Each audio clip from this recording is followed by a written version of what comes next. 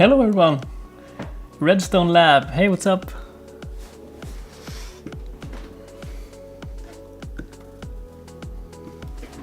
Hey, so many people here already. Oh, I'll stop the music. Hello, oh, so many. Costa Rica, hey, what's up? Spain, nice. We're getting some countries. Are people up late, or is that a G915? Yes, it is. That's incredible. That's the keyboard. Yep. Greetings from the Netherlands. What time is it over there? Hi from Bergen. So here is almost midnight. It's a half an hour. I've been struggling for hours to get this stream up and going. Nynorsk tack. But I finally have internet for the first time in like 2 years. So I've had, I don't know, like Wi-Fi for as long as I can remember now. But now it's cabled. It's pretty smooth. Yeah. So is the piranha plant real? No, it's I don't know. I don't know what this is called in English. Like a toy. Okay, yeah, so I have some plans today, actually. I thought we could do like a twisting effect. So can you see my screen now? Yeah. So I thought we could do this effect where the letters sort of wipe like this. A plush, yeah, that's right. Okay, so I thought we would do like a video on how to make this go like a ripple across. There's been so many questions about this, so I thought just let's get it over with. And there are also some other questions that I've been getting a lot recently, so I'll try and just answer the most frequent questions from the past like 2 or 3 weeks or stuff like that. So yeah, I actually do have a blend file that we can take a look at as well. Oh. Yeah, so this is the from the actual, this is the blend file that you just saw that was rendered. And what I thought we could do is that we could just sort of try and do this entire scene. And I think that's sort of manageable. It might be interesting because you would guess that this setup is sort of like a geometry node setup or like some sort of wipe that just fades, but it's actually every letter is parented to this empty, and then it's sort of animated like this, so you can see these beautiful patterns. That just, I think this is a I might be annoying some people with how we're going to do this, so I'm very excited. So let's go ahead and just get started. We are going to start out by just deleting everything and making a text object. So let's rotate this by 90 degrees on the x-axis. By the way, let me know if the sound is getting weird or getting low, or if there are any issues. Yeah, so, and you can just, now you have the text selected, you can just right click and just adjust extrusion. And what should we have this text say? Please just give me some suggestions, and we can write anything. So any good suggestions? It should be like a second delay here, I think. What's up? Could be interesting. Blender cube. No, something. Polyjord. Anything is great. Okay. Yep. Let's write anything is great. Perfect. Here is something really cool you can do in Blender. You can press Ctrl A, select all the letters, right click, text to uppercase. How cool is that? You can just make the letters big like this. It's just, so many softwares should have this feature. It's a really convenient thing to have. I think this is just a little too many. Let's just do anything. Perfect. And let's change the font. I want this to be a, I have this font called Helvetica, which I think is really nice, the bold one. And here's a pro tip. Go to edit mode by pressing tab, and then move your, with your arrow keys. Yeah, right and left arrow. Then you can hold down Alt, and then you can adjust the kerning. How cool is that? Boop. Fantastic. Ah, anything. Let's have some more space right here. There we go. Okay, so now there we go. You could quickly get addicted to adjusting stuff like this. Okay, so let's separate all these letters so we can control them individually, because now when we move them, we sort of grab all of them at the same time. So to do this, let's just make it into mesh. So you can just press F3 and then search, oh, I've already did it, but search for convert and then just select mesh. And now when you press tab and go to edit mode, you can see that this is geometry. It's no longer vector-based text. So you can't edit your text from this point. If you want to just see that there is one problem, you can press L and hover your mouse over one of the characters. And now when you try and move this, you can see our letters have some edge split thing going on here. And that's a problem. So we want to merge this. So select all your letters and right click, go merge vertices by distance. And now you can sort of separate these letters. You can select them one by one and just move them up. Which is it's going to help us a lot, because the next thing we're going to do is we're going to select everything, press P and separate by loose parts. So now all our letters are objects that are being separated. But the problem is, when we try and rotate these, they have the same pivot point. So go to Object, Set Origin, Origin to Geometry. And now we can set our transform pivot point to individual origins. So you can rotate this now. And, oh, by the way, if you're a Hollywood director, you got your title sequence. Like, yeah, I guess. Yeah, so the next step is, you know what, I just don't want this to be this thick. So you can just do that in edit mode.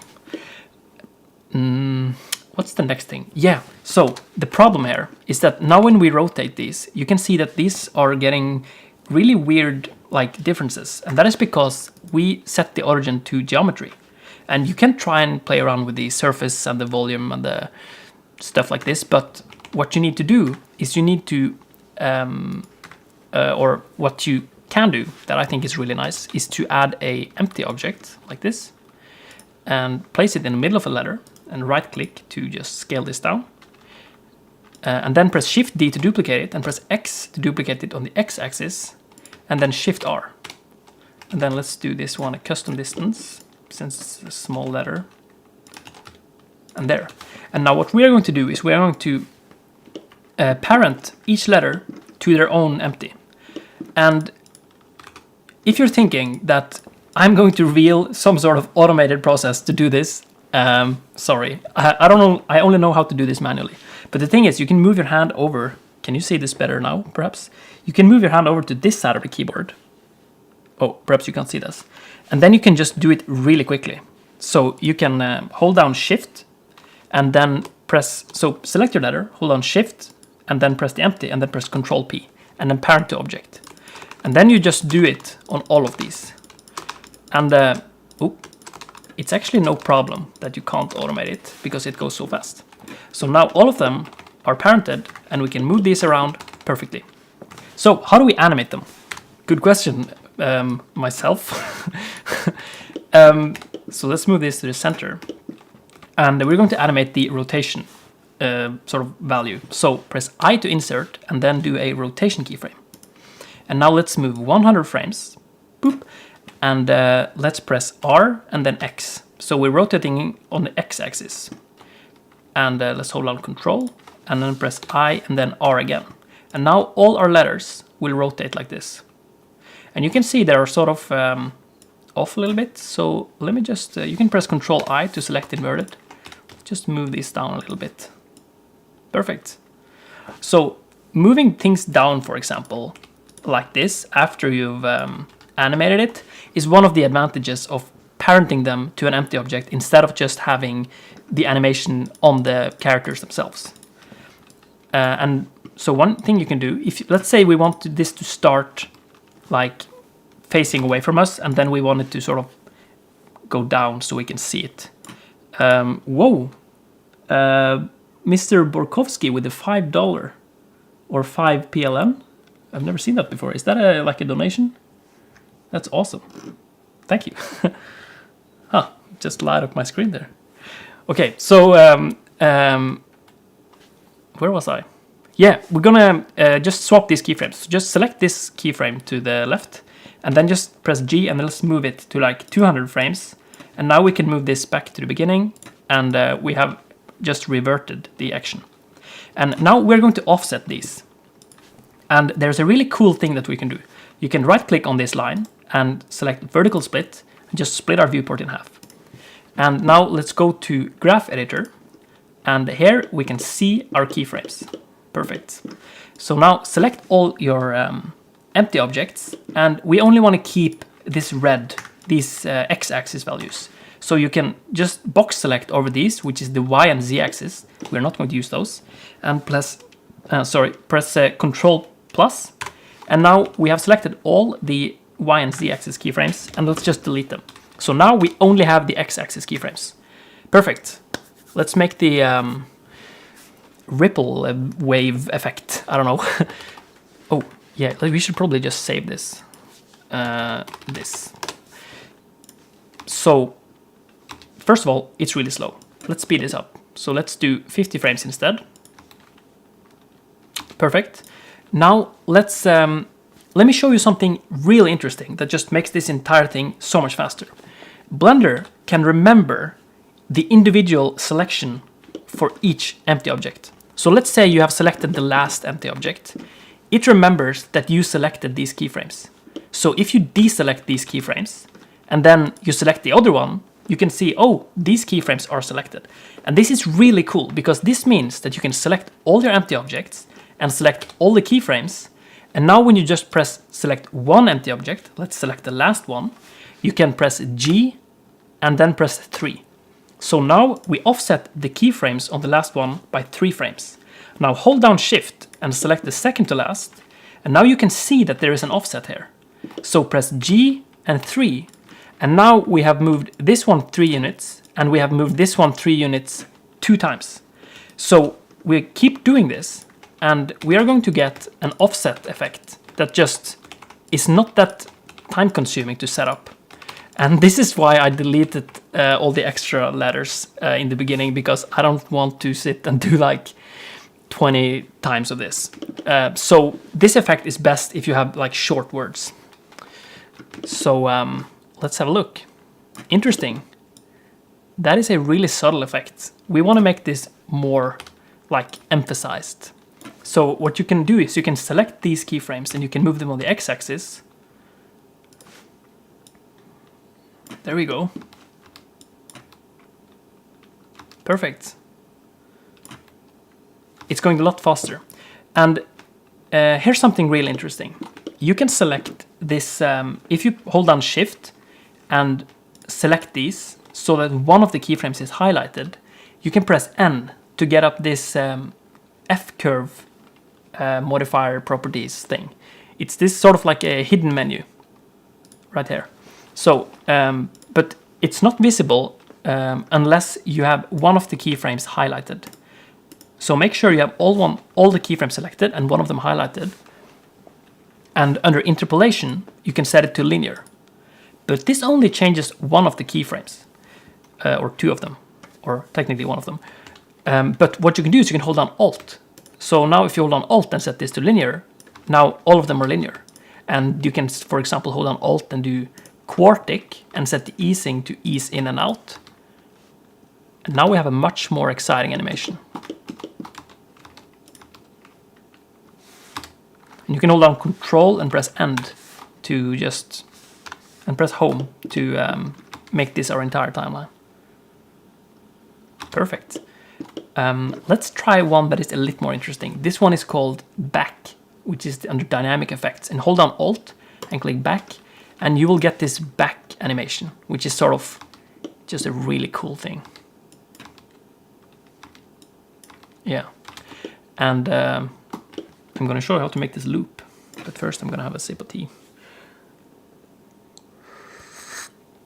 Theo Blender says you can just press T. Well, can you, Theo? So if I press T now, and then I hold down Alt and press Bezier, oh, it works. Okay, you're right, Theo. Sorry. Wow, that backfired me trying to be clever.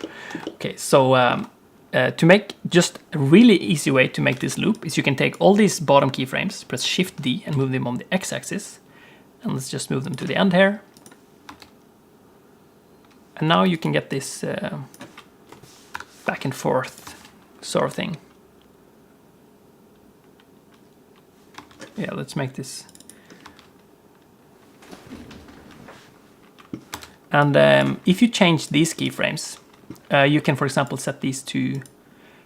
Let's set these to bounce, and then only ease out. No, I liked it better when they were set to back.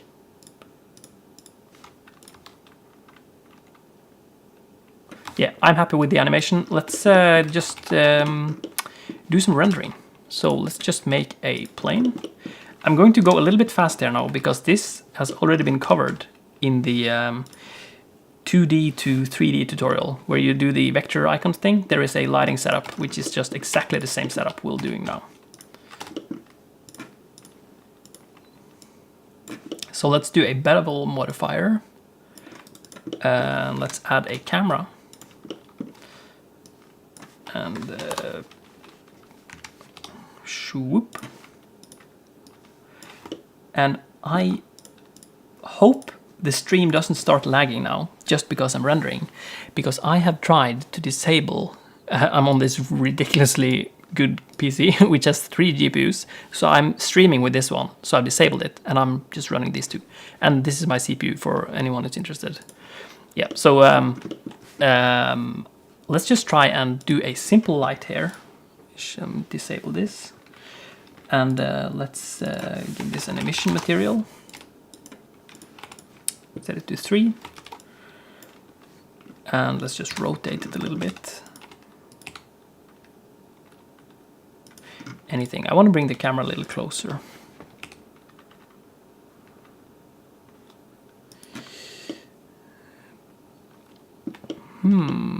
Three GPUs.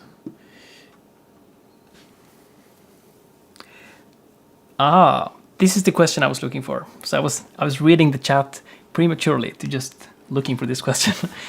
Why do you use, well, who said it? Ben. Why do you put an emission shader on a plane and not just a normal light? Perfect opportunity to display this. So this is our light, and there are many like it, but this one is mine. No.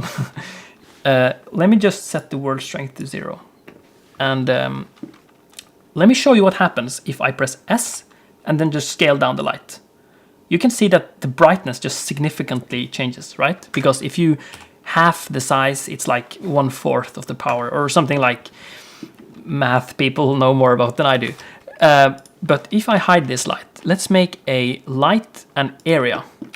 And this is a similar type of light. It is a square, right? So you can right click and adjust the area size. But did you notice what just happened? I increased the area size. Let me just increase the power.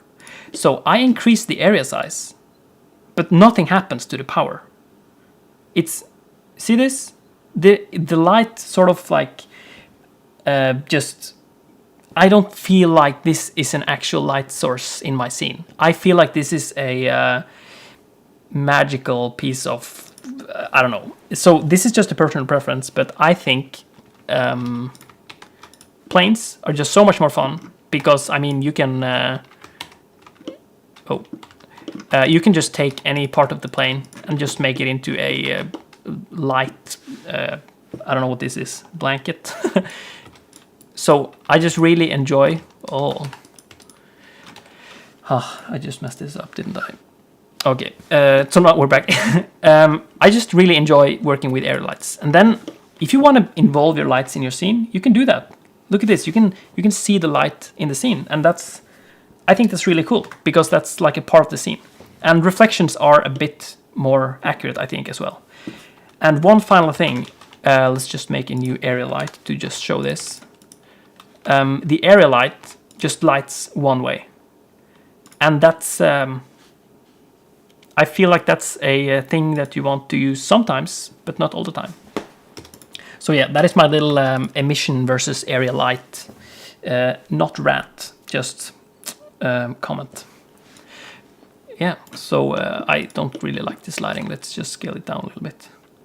And also decreased its strength. How about that, Mr. I want to use area lights all the time. I'm kidding. Oh yeah, let's scale it like this. Anything. So do we have any color suggestions? Here's something cool. Could you just write some hex codes in the chat and we'll just pick them? So I don't have to choose the color. You can choose the colors that would be cool. Blue and red. I would love to hear some hex decimal codes, my friends. So I can just copy them in. Oh, there's one from Atlas. Oh, sorry. It's scrolling a bit too fast. Okay, so that's the... Oh, ships. I'm just... Oh, I was about to end the stream. Hey, Nico with the $10... no, 10 euros? Wow. That's amazing. Yeah, so let's do the... Oh, let's keep it there. I'm getting a little bit stressed, so I'm just gonna have a little cup of tea. Nynorsk. Norwegian tea. So the mission material, let's set the color to FF17. Oh, that's... That is... I mean, it's a color. You know what? I'll just take the saturation down a little bit. I hope you don't mind. Yeah, now it's better. Perfect. Background, Mr. Foldy 1 CCBA. Perfect. That's a good one. I have no idea what color this is going to be. Oh, no, sorry, I'm not going to use that. Let's make this backdrop material and set the surface to diffuse. I'm not sure if you can see this. Oh, yes, you can. And hex, let's paste this one. What is this? Gray? No. Okay, so I'm just gonna give myself the liberty to adjust the saturation. Boop. So that's just a personal preference. Yeah. Okay, so there's one more thing I want to do to these characters. I want to give them an edge split modifier. So, oh, I want to give them a material as well. We haven't given them a material. New text material. You know what? Let's make these glossy. No, let's keep them diffuse. It will be too... Do we have any more...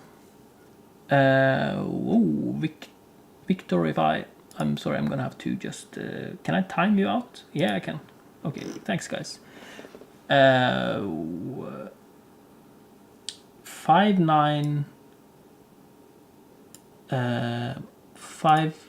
so you guys are writing too fast. 593. There, we'll try. So let's do the yeah, these are the letters. Let's give them a color. Oh, I forgot the rest. No. Hey, Torstein. How are you? With the heart. That's my friend, you guys. FF0. What? Are we 285 people here? That's amazing. Okay, so let's do the color for the letters. Is that the same color? No. Perfect. Can I just increase the saturation a little bit? Yeah, so now we just made... Sorry, this tutorial just ended up being much slower than I anticipated. So how do you copy one material to all these? You can press Control L and link materials. So now all our letters are the same material. And we are also going to add an edge split modifier to this one. Add modifier edge split. So you see that it gets a lot more sharper, or it gets a lot sharper. There we go. And select all of the other letters and press Control L and copy modifiers. So now we got some sharp letters. And I'm thinking we could add just a little spotlight from behind. There we go. Let's increase this to 1000. Or do we want this extra render time? I'm not sure. I'm not really sure if you want this extra render time. I'm just gonna make this a little bit darker. Yeah, that's cool. I like it. Okay, so I've set a limit for 2 seconds per frame. So that's my goal. Oh. So let's go ahead and do a test render. How many seconds is that? Almost 6 seconds. No, we have to do, we can't do a full HD, guys. We have to do just 50%.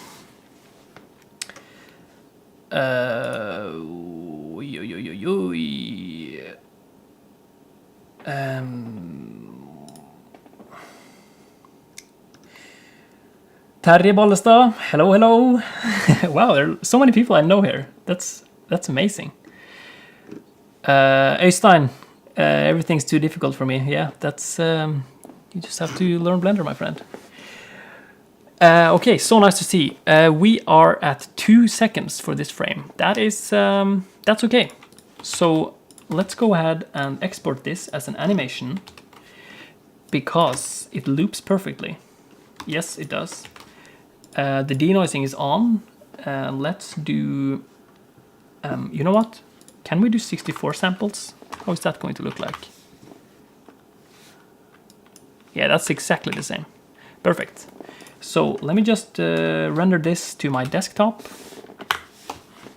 Oof.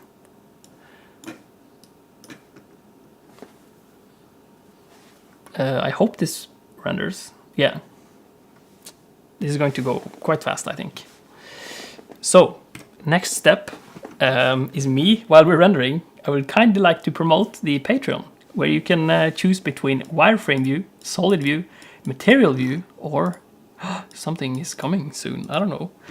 Yeah, so that's just been a huge thank you to everyone who's just been supporting me here. I think we're like 43 or 44, which is amazing. So yeah, this is Umar Hadi. This is self-promotion. It's the only promotion I think I'll do today. No, we might do one more. I just discovered something today that we might check out. So if you're not already subscribed, please subscribe. And yeah, so here is one of the project files that you can get on Patreon, which is, oh, I think I prepared something. Yes, I have. Let's watch it.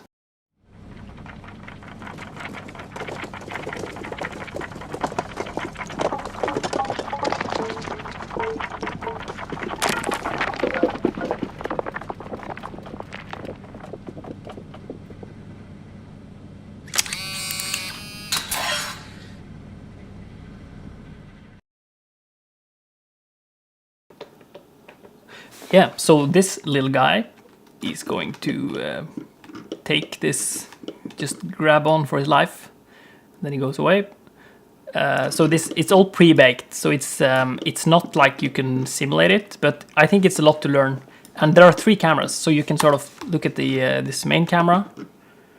I'm not really sure if I can do a render now, since we're like already rendering. And to select another camera, you can press Control numpad 0, and then you can just look at this one. So this has been rendered out in like 3 different sort of instances. Yeah, and then you have this last camera, which is sort of like this. All of these cameras have their own empty objects that are parent, that you're parented to these, and there are sort of, yeah, there's a little wiggle effect. So yeah. Hey, Latifa Baron with the donation, 5 AED.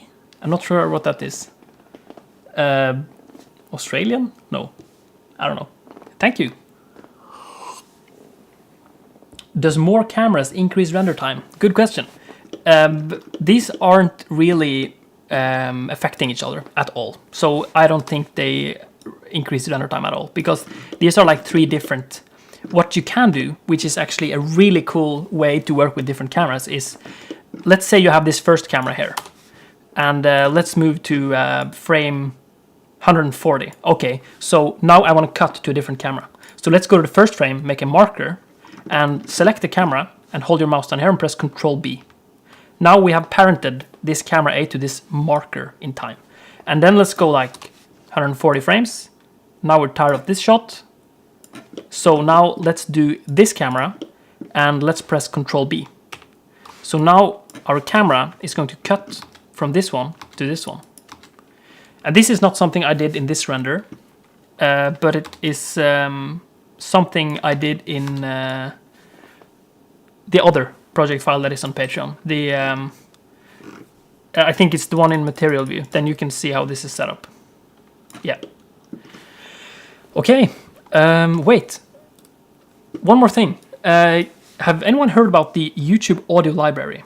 I sometimes use music from it, especially in live streams that they can just go in the background. So you might notice, if you're watching the live stream, that there are no background music right now. I might try and add it on for the sort of the VOD that just stays on YouTube. But the thing about audio library is that it just takes so much time to just go through all these songs and just find good ones. So I have made a survey, the first link in the description of this video that you can check out after the stream ends, where it would be super much appreciated if you could just have a look and just listen to music in the YouTube audio library and just type in your favorite songs. And if you find a song that is really cool, I will email you this 8K wallpaper, which is super sharp.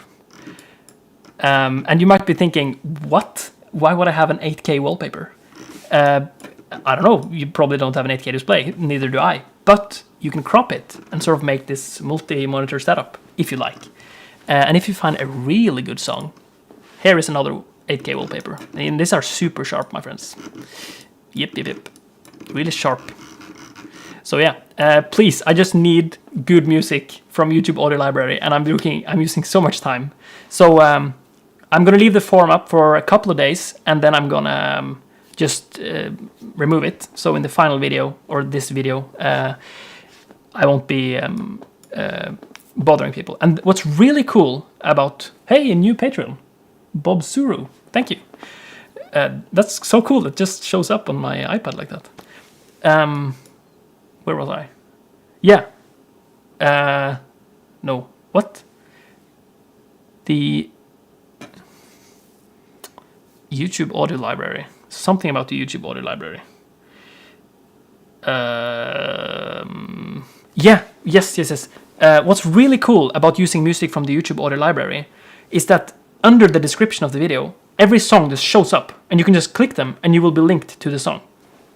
Just fantastic. So that means that if this sort of gets like a successful project, that people are submitting good responses to this form, we will all just get really nice music from YouTube audio library, because everyone can see what music I use. So that's really good.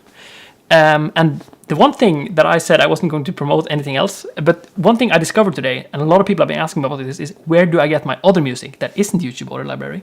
And you can probably see it up here, that the Premium Beat is a really good website. And so I figured out how to make like this affiliate link. So if you ever want to do a Premium Beat purchase, just feel free to use the link in the description, which is marked affiliate link, which will give me some compensation, and that will be really cool.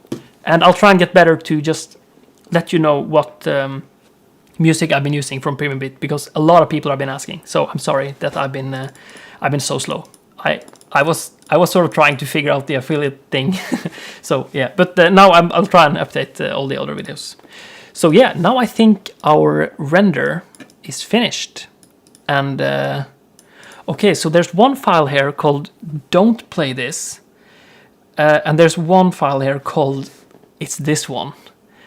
And I'm just wondering which one should I click? I mean, it says "Don't play this." That's the next tutorial. It's the upcoming tutorial. So yeah, you should be subscribed for this one. I'm going to spend like a month on it. Yep. So let's have a look at the final render. Perfect. That's as good as a 480p render it's going to get. And it says anything. So yeah, if there aren't any more questions, I'm just kidding. It's like unlimited questions. We have like 290 people here, which is fantastic. Pooh, yeah, smoke. What? I don't know what people are saying smoke for. I just... yeah, so if you want to support the channel, please feel free to subscribe to the Patreon. And I think I'm just gonna end the stream. And wait, I think I have some music here. This one? There we go. Can I do this as well? Yes. So I guess thanks so much for watching. Oh, €5 donation from Nico. Will this be available later on YouTube? Yes, it will. I will make sure that this stays up. And if something happens, I'll try and fix it. But the thought is that this is going to stay up like a video, and I'm going to try and add like chapters. Blue Bros with the 5 messages in a row. Okay, so here's what I'm going to do. I'm going to answer your question. Let me stop the music. I'm going to answer your question, but I'm going to give you a timeout. The next tutorial comes out when it's ready. But I'm going to spend at least 2 or 3 weeks more on it, because it's going to be really cool, I think. So, yeah. Thanks so much for watching. Bye.